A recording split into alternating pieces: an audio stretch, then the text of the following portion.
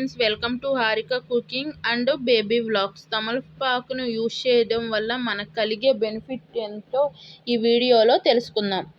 మన దేశంలో తమలపాకుని తమలపాకు లేదా నాగవల్లి అని కూడా పిలుస్తారు. వేసవి కాలంలో చాలామందికి ముక్కు నుండి రక్తం వస్తుంది. దాన్ని త్వరగా తగ్గించుకోవడానికి తమలపాకుని యూజ్ చేస్తారు. తమలపాకు అనేది మన రక్తాన్ని గడ్డ కట్టేలా చేస్తుంది. తమలపాకులో ఉండే బ్యాక్టీరియా వల్ల మన స్కిన్ పై ఉన్న మొటిమలు, దద్దుర్లు లాంటి సమస్యలను నిరోధించవచ్చు. తమలపాకును మన దిండు కింద పెట్టుకొని నిద్రపోతే మనకి ఒత్తిడి, ఆలోచనలను తగ్గించుకోవచ్చు. తమలపాకు అనేది జాతకరీత్యా బుధ గ్రహానికి చెందినది.